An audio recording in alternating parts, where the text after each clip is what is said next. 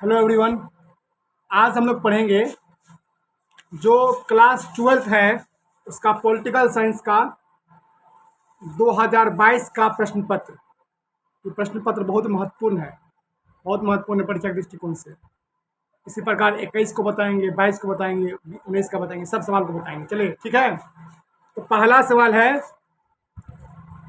किस पृथ्वी सम्मेलन में ने पर्यावरण को विश्व राजनीति को केंद्र में ला दिया? देखो, तो 1992 का जो पहला पृथ्वी सम्मेलन हुआ था, 1992 में जो पहला पृथ्वी सम्मेलन हुआ था वो रियो डी जनेरियो, ब्राजील का शहर है रियो डी जनेरियो। तो क्या हुआ? तो पर्यावरण को विश्व की राजनीति के केंद्र में ला दिया था। देखो हुआ क्या था, इससे पहले जो है कोई भी पर्यावरण को महत्व नहीं देता था, पर्यावरण को कोई महत्व नहीं देता था 1992 से पहले। लेकिन 1992 में जब रियो डी जनेरियो में पहला पृथ्वी सम्मेलन हुआ, तो उसके बाद यह पूरे वर्ल्ड पॉलिटिक्स में, विश्व राजनीति में केंद्र बिंदु के रूप में उभर कर आया।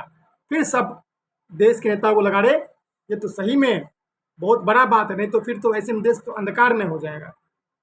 पहला पृथ्वी सम्मेलन हुआ था। फिर 5 साल बाद 97 में दूसरा सम्मेलन हुआ था न्यूयॉर्क यूएसए में। ठीक। तीसरा पृथ्वी सम्मेलन 2002 में हुआ था जोहान्सबर्ग दक्षिण अफ्रीका। ठीक है। चलो, ये एक पहला सवाल का पूरा डिटेल मैंने बताया। योजना आयोग, योजना आयोग की स्थापना पूछा गया है, तो कब हुआ था? 15 मार्च 1950। ध्यान रखना कि योजना आयोग एक संवैधानिक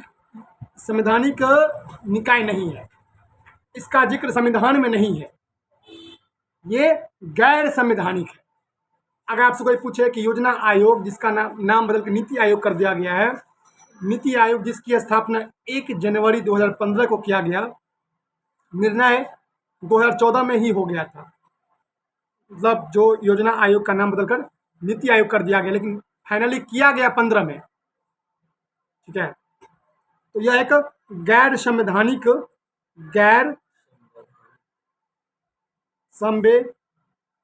संस्था है। मतलब गैर संवैधानिक, मतलब संविधान में इसका जिक्र नहीं है, संवैधानिक संस्था नहीं है। जिसका जिक्र संविधान में होता है वो संवैधानिक संस्था कहलाता है। गैर संवैधानिक, जिसका जिक्र संविधान में नहीं है। क्लियर है? बात समझ आया? हाँ, आगे देखो। अगला सवाल है, पहली पंचवर्षीय योजना की शुरुआत कब हुई? सबको पता है, पहली पंचवर्षीय योजना 1951 से 1956 में पहला, दूसरा 56 से 61, तीसरा 61 से 66, फिर 66 से 69 क्या है? गैप था। फिर 69 से 74 चौथा पंचवर्षीय योजना था। ठीक है। फिर 74 से 78 5 साल का पंचवर्षीय योजना। और पांचवी पंचवर्षीय योजना जो कि 4 साल का था, पांचवी पंचवर्षीय योजना जो कि क्या साल का था? 4 साल का। लास्ट पंचवर्षीय योजना 12वीं पंचवर्षीय योजना था, 2012 से 2017। कोई पूछेगा कि अंतिम पंचवर्षीय योजना कौन सा था? बोला 12वीं पंचवर्षीय योजना क्या था? लास्ट था, 12 से 17। उसके पहले फिर 11, 10 इस करके। तो उसके बाद मोदी सरकार ने 17 में ये फैसला लिया कि पंचवर्षीय योजना अब हम लोग नहीं करेंगे। अगर क्वेश्चन पूछ दे कि पंचवर्षीय योजना किस देश के संविधान से लिया गया? रूस के संविधान से। जो पंचवर्षीय योजना किस देश के संविधान लिया गया है? रूस कंट्री के कॉन्स्टिट्यूशन से, संविधान से ये 5 ईयर प्लान का योजना लिया गया है। ठीक है, याद रहेगा? इसको याद कर लेना। जो पंचवर्षीय योजना है रूस देश के संविधान से लिया गया है। क्लियर है? अगला सवाल ध्यान देते हैं। भारत में पंचायती राज व्यवस्था किस विचारधारा पर आधारित है? ये गांधी दर्शन। किस पर? गांधी दर्शन विचारधारा पर आधारित है। तो याद कर लेना। देखो पंचायती राज, देखो यह सत्ता का विकेंद्रीकरण। देखो सत्ता जो है ना, किसी एक आदमी के हाथ में न रह करके, सत्ता अलग अलग लेवल पर अलग व्यक्तियों को मिले। जैसे केंद्र सरकार है, फिर राज्य सरकार है, फिर फिर कौन गवर्नमेंट, लोकल गवर्नमेंट है लोकल गवर्नमेंट, जैसे स्थानीय शासन, जैसे यहाँ पर मुखिया है, सरपंच है, मेयर होते हैं, नगर नगर निगम होता है, नगर पार्षद होता है। इसी प्रकार सत्ता का विकेंद्रीकरण, सत्ता का विकेंद्रीकरण ये हुआ था। तो इसको ध्यान रखना है, सत्ता का विकेंद्रीकरण पर आधारित है। ये गांधी दर्शन, किसे बताओ? गांधी जी का सपना था कि पंचायती राज व्यवस्था बिहार मतलब भारत में लागू हो। अगला, भारत में सबसे पहले किस गठबंधन सरकार ने अपना कार्यकाल पूरा नहीं कर सका? देखो कौन सा प्रधानमंत्री थे सबसे पहले जो अपना कार्यकाल पूरा नहीं कर सके? इसका आंसर होगा अटल बिहारी वाजपेयी की एनडीए सरकार। अटल बिहारी वाजपेयी की एनडीए सरकार मात्र 13 दिनों के लिए बने थे पहली बार। समझे बात? कितने दिनों के लिए? 13 दिनों। और उसके बाद ये जो है सरकार गिर पड़ी थी। ठीक है, अटल बिहारी की सरकार जो है सबसे पहले अपना कार्यकाल पूरा नहीं कर सकती। समझे बात?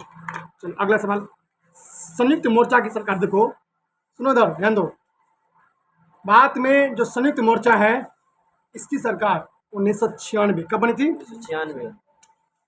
13 को पार्टी मिल करके सरकार बना था। ये बात क्या बोले?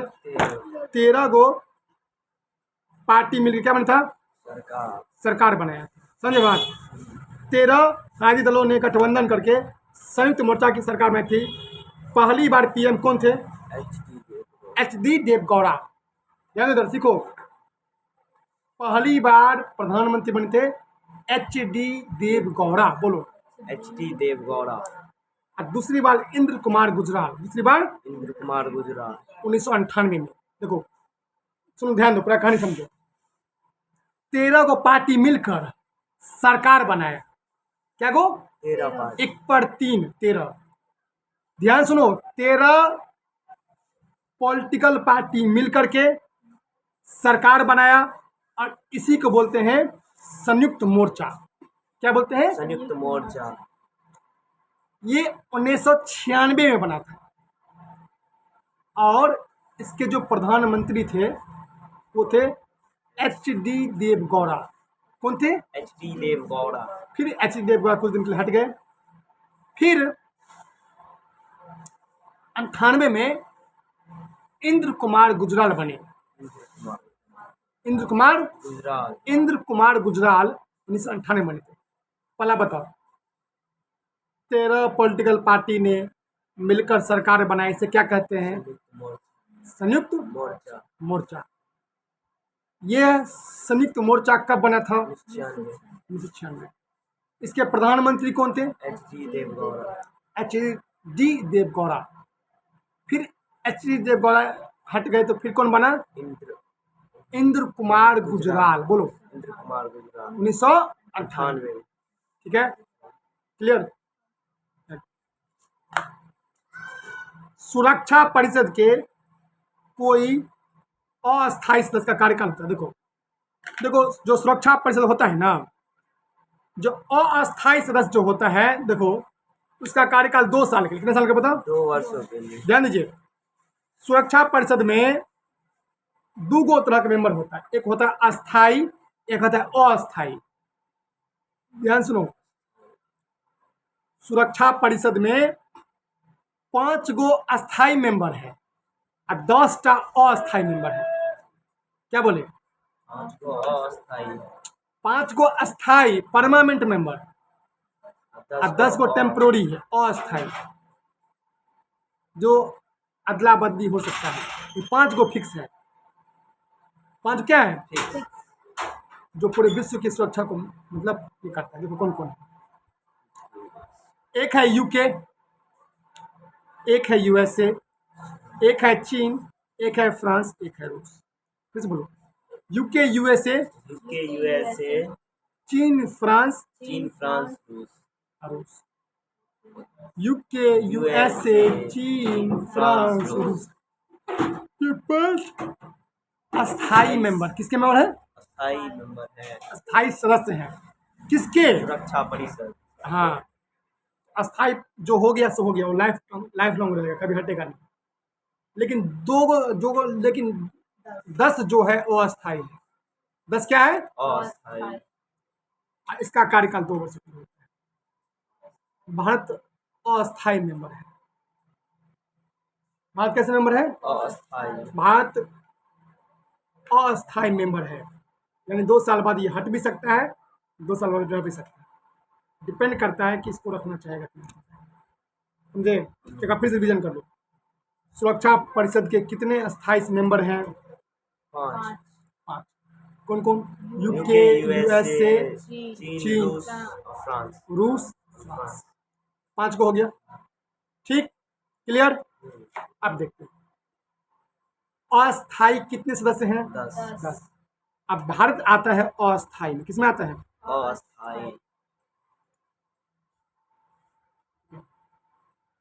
तो अगर आपसे कोई पूछे क्या भारत सुरक्षा परिषद का अस्थाई सदस्य है, तो बोलना बिल्कुल नहीं, नहीं है सर। तो बोलना फिर पूछे कौन सा मेंबर है, तो बोलना भारत अस्थाई नहीं, भारत अस्थाई में आता है। फिर पूछेगा कितना अस्थाई, तो बोलना 10, बोलना 10। फिर पूछेगा कि सुरक्षा परिषद क्या होती है, फिर बोलना सुरक्षा परिषद जो है संयुक्त राष्ट्र संघ की एक संस्था है। संयुक्त राष्ट्र संघ की 6 गो अंग है। क्या गो अंग है? 6 गो। उसी में से एक अंग है सुरक्षा परिषद। सुरक्षा धन्यवाद। देखो, पूरे वर्ल्ड में शांति स्थापित करने के लिए एक संस्था बनी थी, यूएनओ। क्या बनी थी? UNO, United Nation Organisation. United Nation Organisation, बोलो यूनाइटेड नेशन ऑर्गेनाइजेशन। इसे हिंदी में संयुक्त राष्ट्र संघ कहते हैं। इसकी स्थापना 24 अक्टूबर 1945 को हुआ। 24 अक्टूबर 1945। इसका मुख्यालय है न्यूयॉर्क। अगर तुमसे कोई पूछ दे कि यूएनओ इसे बोलते हैं यूनाइटेड नेशन ऑर्गेनाइजेशन, संयुक्त राष्ट्र संघ, यूनाइटेड नेशन ऑर्गेनाइजेशन जो यूएनओ है, यूएनओ की स्थापना कब हुई?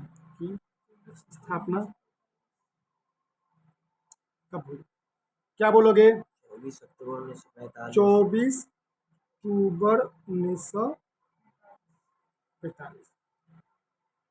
24 अक्टूबर को संयुक्त राष्ट्र दिवस मनाते हैं। मुख्यालय कोई पूछ दे, इसका मुख्यालय कहाँ पर है? New York, America. मुख्यालय कहाँ पे है? New York, America.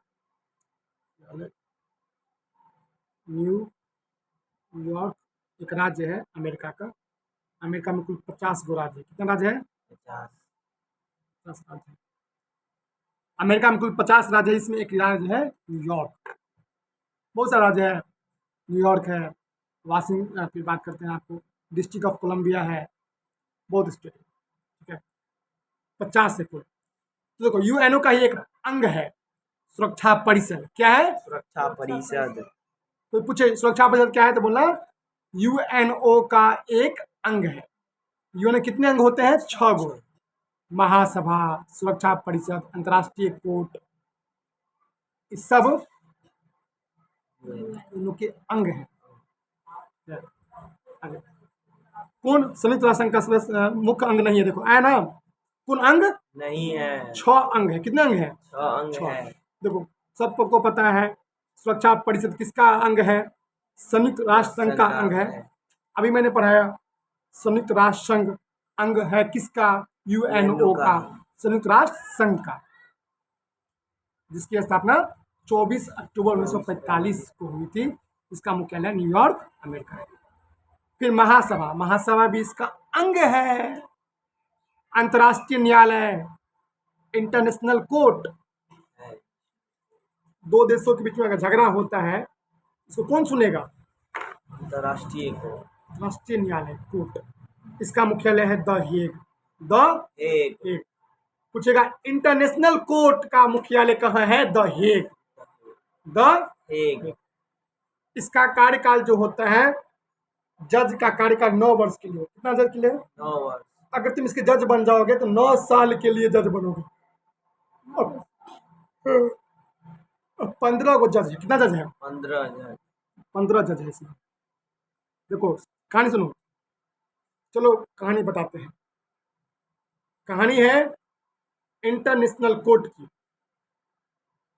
यह द हेग नामक शहर में है। एक द हेग, बोलो। एक द हेग नामक शहर। ठीक है, ठीक है, अच्छा कहानी। फिर बताइए इसका काम क्या है? काम यह है, अंतर्राष्ट्रीय मुद्दों पर अगर कोई झगड़ा होता है तो उसको यह सुनता है। कौन सुनता है? तो एक ये नहीं अंतर्राष्ट्रीय न्यायालय। अंतर्राष्ट्रीय न्यायालय। न्यायालय, ठीक है सर, वो बात समझ में आ गया। दो अगर अंतर्राष्ट्रीय भारत पाकिस्तान लड़ाई होगा, रूस यूक्रेन लड़ाई होगा तो इसको सुनेगा। अमेरिका और मान लो कि ऑस्ट्रिया में लड़ाई हो, ऑस्ट्रेलिया में लड़ाई हो, सुनेगा। तो ठीक है, यही बात है।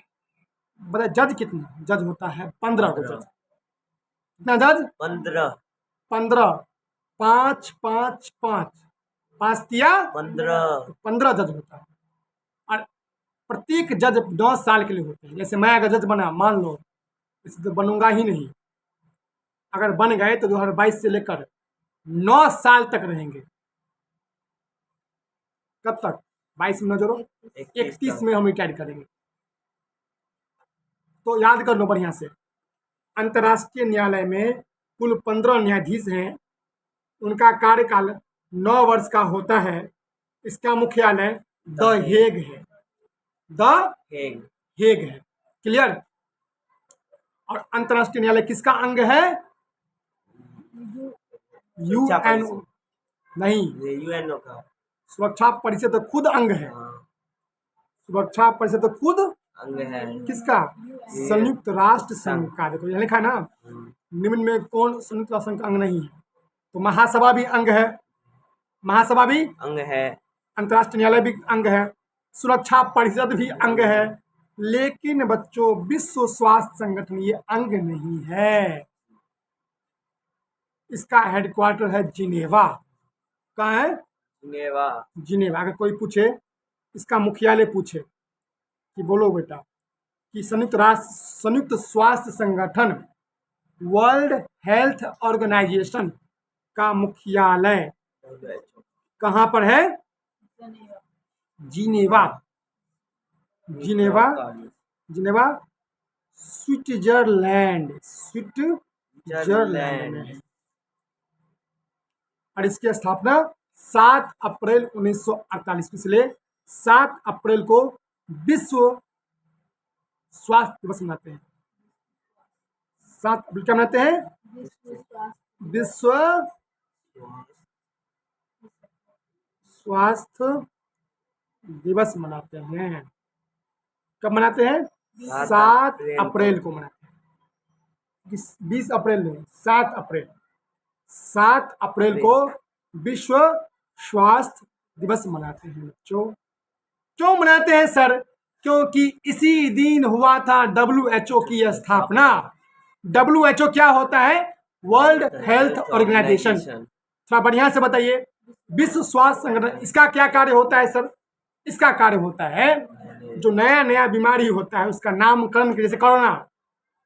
आपको पता है कोरोना को कोरोना किसने कहा? कोविड किसने कहा? यही नाम रखा था। जो भी बीमारी नया फैलता है उसका नाम रखता है, इस पर शोध करता है, रिसर्च करता है, और इसको कैसे ठीक करे इस पर भी गाइडलाइन देते हैं। कौन? WHO। यही ना बोला था कि जब कोरोना आए तो दिन में 10-10 बार, 5-5 मिनट पे, 10 मिनट पे, 1-1 घंटा पर हाथ धोआ करो साबुन से, साबुन से ऐसे ऐसे ऐसे वैसे रगड़ रगड़ के ऐसे ऐसे ऐसे ऐसे 75 बार करना है। डिस्टेंस मेंटेन करना है, मास्क पहनना है। किसने कहा था ये सब बात? WHO कहता है। WHO बना ही इसलिए है, मुझे बात। WHO क्या है? एक संस्था है। इसकी स्थापना कब हुई थी? 7 अप्रैल 1948।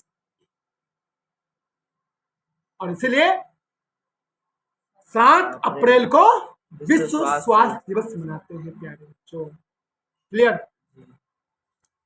इसी प्रकार एक WTO है, वर्ल्ड ट्रेड ऑर्गेनाइजेशन, इसकी विश्व व्यापार संगठन, इसका भी मुख्यालय जिनेवा स्विट्जरलैंड में है। लेकिन इसका स्थापना 1 जनवरी 1995, WTO की स्थापना 1 जनवरी 1995। ये भी अंग नहीं है किसका? संयुक्त राष्ट्र संघ का अंग नहीं है। चलो संयुक्त राष्ट्र संघ का 2 अंग बताओ, 3 अंग बताओ। जो है उसका अंग, सुरक्षा परिषद, सुरक्षा परिषद, अंतर्राष्ट्रीय न्यायालय, अंतर्राष्ट्रीय न्यायालय और महासभा। महासभा 3 अंग और बताएंगे, ठीक है, तो पढ़ाएंगे इसलिए में। आगे वित्त विधेयक को राज्यसभा में कितने दिन तक रोक सकते हैं? देखो, जो मनी बिल होता है, वित्त विधेयक, धन विधेयक, वित्त विधेयक को ही धन विधेयक कहते हैं। क्या कहते हैं? धन विधेयक। इसे अंग्रेजी में कहते हैं मनी बिल। क्या कहते हैं? Money bill. जो मनी बिल है, मनी बिल, इसको राज्यसभा मात्र 14 दिन तक रोक सकती है। कितना दिन तक? 14 दिन तक। देखो, धन विधेयक में सबसे बड़ी पावर लोकसभा को होता है, राज्यसभा को बेसी पावर नहीं है। समझे? धन विधेयक अगर है तो अगर पार्लियामेंट में, तो उस पर किसकी चलती है? लोकसभा की। लोकसभा। आप बोलोगे तो फिर इसके पास क्यों रहता? देखो, इसके पास, राज्यसभा के पास इसलिए जाता है, अगर आपको कोई सुझाव देना है तो आप दे सकते हैं, और मैक्सिमम, अधिकतम आप 14 दिन तक रोक सकते हैं। कितना? 14 दिन तक। मैक्सिमम 14 डेज तक आप रोक, उससे अधिक आप रोक। और आप सलाह भी देंगे तो उसको मानने के लिए बाध्य नहीं है। मानने के लिए बाध्य नहीं है, मतलब इसका अर्थ हुआ कि जो जरूरी नहीं कि मान ही लेगा, जरूरी नहीं कि मान ही लेगा, डिपेंड करता है, डिपेंड करता है लोकसभा। लोकसभा चाहे तो माने, लोकसभा चाहे तो नहीं माने। तो वित्त विधेयक को क्या कहते हैं? धन विधेयक। अंग्रेजी में क्या कहते हैं? मनी बिल या फिनेंस बिल। मनी बिल या फिनेंस बिल। फिनेंस बिल, ठीक है। इसमें राज्यसभा कितने दिनों तक रोक सकती है? 14 दिनों तक। इसके बाद इसको पास करना ही पड़ेगा, राज्यसभा से पास करना पड़ेगा। पंचशील समझौता, सुपर इंपॉर्टेंट। 29 अप्रैल 1954 नेहरू और चौ एन लाई के बीच में हुआ। नेहरू और चौ एन लाई, जिसमें यह बोला गया था कि सभी दोनों मित्र, दोनों भाई भाई, हम दोनों मिल के रहेंगे। इसमें नारा दिया गया था, हिंदी चीनी भाई भाई, हिंदी चीनी भाई भाई। लेकिन हिंदी चीनी वही पीठ में छुरा भोंक दिया। नाम में ही लाई है, इसके नाम में ही क्या है? लाई। लाई का मतलब होता है झूठ। चौ एन लाई, चौ एन लाई, अरे झूठ बोल दिया। एग्रीमेंट हुआ था। देखो, सब्जेक्ट में पूछेगा कि भाई बताइए, जो पंचशील समझौता, इसमें क्या, किस बातों पर समझौता हुआ? तो बोलना, इसमें समझौता निम्नलिखित बातों पर हुआ था। पहला, कि कोई भी देश पहले अटैक नहीं करेगा, कोई भी देश पहले अटैक नहीं करेगा। आंतरिक मामलों में हस्तक्षेप नहीं करेगा।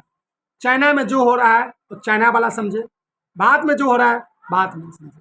बिहार में कुछ हो रहा है तो चाइना नहीं आएगा मुंह उठा कर, क्या हो रहा है बिहार में, मार रहे लोग को, पीट रहे हो, कुछ भी कर रहे हो, ऐसा नहीं कर सकता।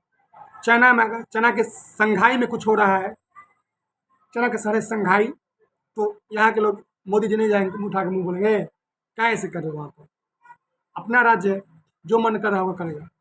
बिहार का नाम बदल सकता है, पश्चिम का नाम बदल सकता है, ठीक है। इलेक्शन होता है, इसमें चाइना कुछ नहीं बोलेगा, ना चाइना को बात बोलेगा। फिर तीसरा बात क्या हुआ था? तीसरा बात ये हुआ था कि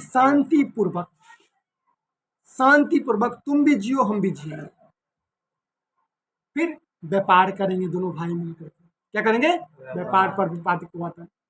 इन्हीं सब मुद्दों पर क्या हुआ था? पंचशील समझौता नेहरू और चौ एन लाई के बीच में 29 अप्रैल 1954 को हुआ था। लेकिन कुछ दिन बाद ही चाइना बेवफा निकला और 62 में पीठ के पीछे में छुरा भोंक दिया और भारत इसमें हार गया। भारत को पता नहीं था कि चाइना हम पर अटैक करने आ रहा है। क्लियर? चलो आगे डिस्कस करते हैं। अगला सवाल है 11 नंबर क्वेश्चन। भारत यूएनओ का संयुक्त राष्ट्र संघ का मेंबर कब बना? भारत शुरू से ही मेंबर है। भारत संयुक्त राष्ट्र संघ का जो यूएनओ भी पढ़ाए हैं, इसका बहुत सारा अंग है। सुरक्षा परिषद है, महासभा है, इंटरनेशनल कोर्ट है, 6 गो अंग है ना। तो भाई भारत इसका मेंबर शुरू से ही है। तो कौन सा मेंबर है? अस्थायी। क्या है? अस्थायी। अस्थायी मेंबर कितने सालों के लिए होता है? 2 सालों के लिए। कितना अस्थायी मेंबर है? अस्थायी मेंबर 5। कौन कौन? यूके, यूएसए, रूस, रूस, फ्रांस, चीन। यूके, यूएसए, रूस, फ्रांस, चीन। या तुम जो भी उल्टा पुल्टा कहो कोई दिक्कत, 5 पूर जाना चाहिए। भारत है अस्थायी मेंबर। भारत क्या है? अस्थायी मेंबर। और अस्थायी मेंबर का कार्यकाल 2 वर्ष है। और भारत शुरू से ही इसका मेंबर है जब ये बना था। ठीक है। 2003 में अमेरिका ने किस देश पर आक्रमण किया? इराक पर। अमेरिका ने इराक पर कर दिया था आक्रमण। समझे बात? क्या बोले? इराक पर आक्रमण 2003 में। और इस ऑपरेशन नाम था Operation Desert Storm. Operation Desert Storm. इसी को खाड़ी युद्ध कहते हैं। क्या कहते हैं? खाड़ी युद्ध। खाड़ी युद्ध, गल्फ वार। तो कोई पूछेगा खाड़ी युद्ध किसके साथ हुआ था? बोलना इराक के साथ। खाड़ी युद्ध को अंग्रेजी में कहते हैं गल्फ वार। अमेरिका ने कब अटैक किया? 2003 में। 2003 में। कोई दिक्कत? बोलो। वही बात। अंतर्राष्ट्रीय न्यायालय का मुख्यालय कहाँ पर है? The Hague. इसमें कितने जज होते हैं? 15 जज। 15 जज का कार्यकाल 9 वर्षों के लिए। ब्रेग्जिट। ब्रेग्जिट किस देश से होते हैं? देखो ब्रेग्जिट BREXIT। तो BR का मतलब क्या होता है? ब्रिटेन। BR का मतलब ब्रिटेन। अभी देखो जो इंग्लैंड के PM हैं बोरिस जॉनसन, वो इस्तीफा दे दिया। क्या दे दिया है? अब नया PM बनने वाला है। अगर नया PM बनेगा तो हम बोल देंगे, क्योंकि पूछता है इंग्लैंड का PM बहुत पूछता है।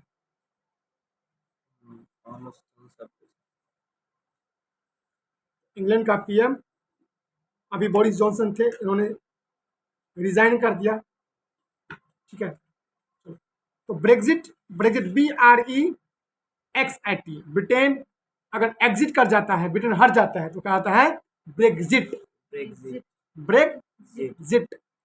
अब ब्रेग्जिट में BR है ना, BR मतलब ब्रिटेन। BR मतलब ब्रिटेन यानी इंग्लैंड, यानी दक्षिण एशिया का सबसे बड़ा महादेश। देखो अब एशिया महादेश है ना, एशिया है, एशिया में भारत यहाँ पे है।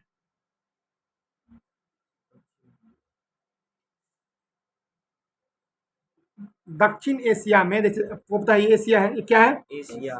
ऊपर में क्या होगा? उत्तर, दक्षिण, पश्चिम। बात यहाँ पर है दक्षिण में। दक्षिण भारत का सबसे बड़ा देश कौन सा है? भारत। कौन है? भारत। पाकिस्तान कब से बड़ा होगा भारत से? इतना खराब, इतना छोटा देश है पाकिस्तान। बांग्लादेश यार 71 में आजाद हुआ है। ये कब, इसे क्या कहते हैं? पूर्वी पाकिस्तान। क्या कहते थे? पूर्वी पाकिस्तान। पहले पाकिस्तान का मतलब पूर्वी पाकिस्तान। पाकिस्तान तीसरा देश।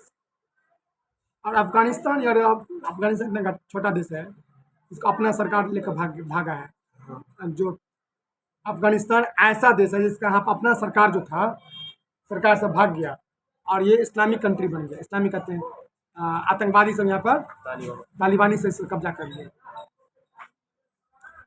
पंचशील, हाय पंचशील पीछा नहीं छोड़ेगा। पंचशील तुम्हारा, पंचशील सुपर इंपॉर्टेंट है, परीक्षा पूछबे करेगा। वही भारत और चीन 29 अप्रैल 1954 नेहरू और चौएन लाई, फिर हुआ धोखा। आगे आसियान क्षेत्र, आसियान शैली या आसियान वे क्या है? देखो, आसियान देशों के सहयोगपूर्ण और समन्वयपूर्ण कार्यशैली। देखो तुम ध्यान दो, आसियान में देखो बहुत सारे मेंबर हैं, तो सब देश मिलजुल के रहे, सहयोग से रहे, समन्वयपूर्ण मतलब आपस में समन्वय मतलब कोऑर्डिनेशन मतलब हेल्प करे। तुम मेरा हेल्प करो, हम तुम्हारे, मान लो हम तुम जैसे आसियान में बहुत सारे देश हैं, तो तुम मेरी मदद करोगे, हम तुम्हारी मदद करेंगे, वो उसकी मदद करेगा, इसकी मदद करेगा। तो यही होता है आसियान वे। आसियान वे इसे बोलते हैं आसियान शैली। क्या बोलेंगे? आसियान शैली। आगे, भारत और चीन ने अपने कूटनीतिक संबंध कब, देखो भारत और चीन ने 1950 में दोस्ती हुआ। क्या हुआ? 1 अप्रैल 1950 को दोस्ती हुआ। भारत और चीन के बीच में क्या हुआ था? दोस्ती। कूटनीतिक संबंध मतलब जो डिप्लोमेसी होता है कि जैसे मोदी जी गए इंग्लैंड, वहाँ पे सबको बोला कि भारत में निवेश कीजिए, दोस्ती। फिर ये दुश्मन बन गया 1962 में। 50 में दोस्त हुआ, 62 में बन गया दुश्मन। मात्र 12 साल के भीतर वो दुश्मन बन गया। समझे? याद रहेगा ना? कब दोस्त बना था भारत और चीन? 1950। हाँ, कूटनीतिक संबंध मतलब आपस में जो होता है। क्लियर? हाँ, आगे गलवान घाटी कहाँ पे है? लद्दाख में। गलवान घाटी है लद्दाख में। कहाँ पर? लद्दाख। लद्दाख जम्मू कश्मीर से सटा हुआ है। याद कर लो, यह एक केंद्र शासित प्रदेश है। क्या है अभी? केंद्र शासित प्रदेश। 8 केंद्र शासित प्रदेश है, 28 राज्य है भारत में अभी। तो गलवान घाटी याद कर लो। गलवान घाटी कहाँ पे है? लद्दाख। आगे, नेपाल में लोकतांत्रिक व्यवस्था की मांग कब? देखो नेपाल में ना 1990 में भयंकर मांग उठा था। वहां के युवाओं ने क्या किया? एक जोरदार आंदोलन किया। बोला कि देखो नेपाल में क्या हुआ सुनो। नेपाल एक पहले राजतंत्र था, वहाँ राजा का बेटा राजा करेगा। तो 90 में एक बड़का गो युवाओं ने बढ़िया से तोड़ फोड़ किया नेपाल में। तोड़ फोड़, श्रीलंका में तोड़ फोड़ कर रहे हैं, सबको भगा दिया, उसके नेता सबको कब्जा कर राष्ट्रपति भवन में लोग सब। 90 में भयंकर रूप से, बहुत भयंकर रूप से नेपाल में युवाओं ने उग्र प्रदर्शन किया था। उग्र नेपाल में क्यों किया था उग्र प्रदर्शन? नाच करने के लिए नहीं, लोकतांत्रिक। हाँ, कि लोकतंत्र बहाल करो, यहाँ भी प्रधानमंत्री बने, राष्ट्रपति बने, यहाँ पर भी पढ़ेगा लिखेगा नौकरी लेगा, राजा का बेटा राजा नौकरी नहीं होगा। तो लोकतांत्रिक व्यवस्था के लिए 1990 में, कब? 1990 में क्या हुआ था? विद्रोह हुआ था। क्या हुआ था? विद्रोह है, इसको याद करो। आज 20 तक बताए हैं, 20 तक रहने दो, बाकी इसको और डील करेंगे। उनको अभी टास्क लिखो, तो टास्क लिखो।